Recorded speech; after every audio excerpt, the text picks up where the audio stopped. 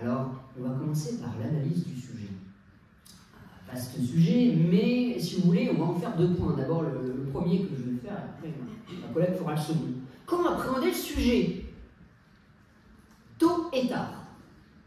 Alors, c'est un peu provocateur, tôt et tard. On se dit, mais qu'est-ce qu'il est? Il est fou. Non, tôt, c'est-à-dire tôt dans la semaine.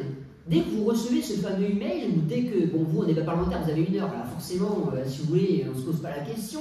Mais pour les étudiants qui feront le concours d'éloquence L1, L2, L3 et les lycéens, bien sûr, quand est-ce qu'on va commencer à rédiger, à penser à sa plaidoirie? Dès le départ.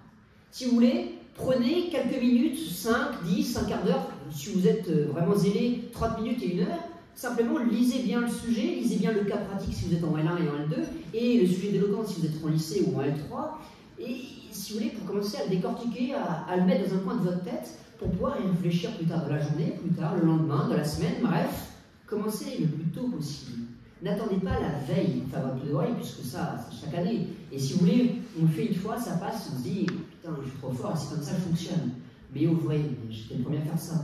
Mais en se rendant compte qu'en commençant un jour plus tôt, c'est-à-dire dès qu'on reçoit le sujet, on se rend compte que finalement, à la fin, la plaidoirie, elle est largement meilleure.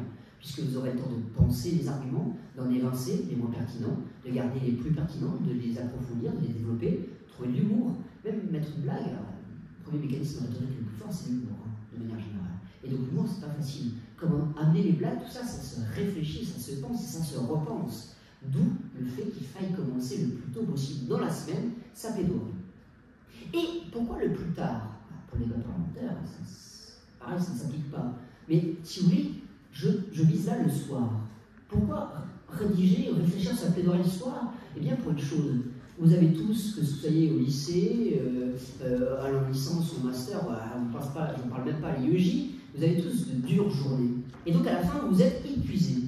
Autrement dit, vous êtes à fleur de peau. Et lorsque l'on est à fleur de peau, on est quoi? On est sensible.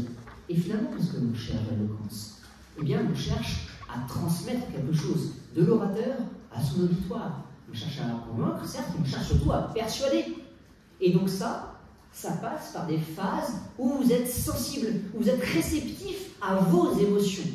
Et donc, vous allez, faites l'exemple, commencez à rédiger une plaidoirie l'après, et le lendemain, refaites la même chose, mais le soir. Vous serez bien plus productif, sans que ce soit un principe absolu, vous serez bien plus productif le soir. Parce que, eh bien, le soir, on se laisse à des divagations, quitte à, si vous voulez, faire du hors-sujet, quitte à dire des conneries ou des énormités, c'est pas grave, vous vous reprendrez le lendemain matin, quand vous serez reposé. Et vous verrez que parmi ce brouillon, parmi ces tas d'idées, eh bien, il y aura une bonne partie qui sont non seulement utilisables, mais qui plus est très pertinentes. Donc voilà, comment apprenez ce sujet tôt et tard. Donc maintenant qu'on a vu comment appréhender le sujet, il faut voir comment appréhender le sujet. Et qu'est-ce qu'on va faire concrètement quand on va se retrouver face à ce sujet? Alors déjà, la première chose qu'on pourrait vous conseiller, c'est d'écrire le sujet. Écrivez-le en haut de votre feuille, comme ça vous l'aurez sous les yeux tout le temps. Et vous pourrez plus facilement le décortiquer. C'est tout simple, mais il ne faut pas oublier de le faire. Ensuite, donc, deuxième phase de votre analyse, vous allez analyser les termes justement. C'est-à-dire que vous allez faire un brainstorming. Vous allez écrire tout ce qui vous passe sur la tête concernant le sujet. Mais tout, tant pis si vous n'utilisez pas tout ce que vous écrivez après, l'important c'est vraiment de faire le tour d'horizon de ce que vous inspire le sujet, puisque ça sera ça qui sera la base de votre plaidoirie après. Ça sera la base de votre argumentation, mais ça sera aussi la base de votre introduction et de votre conclusion. Donc cette phase, elle sera essentielle. Par exemple, pour un sujet de type les nuits blanches manquent-elles de couleurs?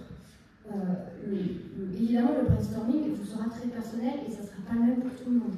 Mais la première chose à laquelle on pense quand on voit le sujet, ça va être nuit blanche. Qu'est-ce que c'est une nuit blanche? C'est une nuit pendant laquelle on ne dort pas. On a déjà là la prémisse d'une définition du terme. On l'utilisera ensuite dans notre introduction, par exemple. La nuit, d'habitude, c'est noir. Ça s'oppose à la couleur qui intervient dans le sujet. On le maturera plus tard, cet argument, mais il ne faudra pas l'oublier.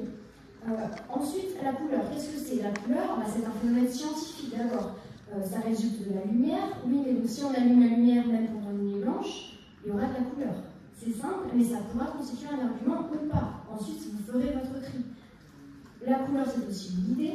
Ça va être l'énergie, le dynamisme, joie, la positivité, on pourra aussi renvoyer à cette idée dans notre plaidoirie. Enfin, faire une nuit blanche, alors ça, vous pouvez inclure des anecdotes, voire des faits un petit peu divers que vous avez vus sur les réseaux sociaux ou peu importe, vous pouvez les utiliser ou pas après. Par exemple, j'avais trouvé sur ce sujet, faire une nuit blanche a le même effet sur votre corps que boire 6 verres d'alcool. Donc je ne l'ai pas utilisé ensuite dans ma plaidoirie, mais on le met quand même dans notre brainstorming, on ne sait jamais, on pourra peut-être l'utiliser après. Et enfin, manquer.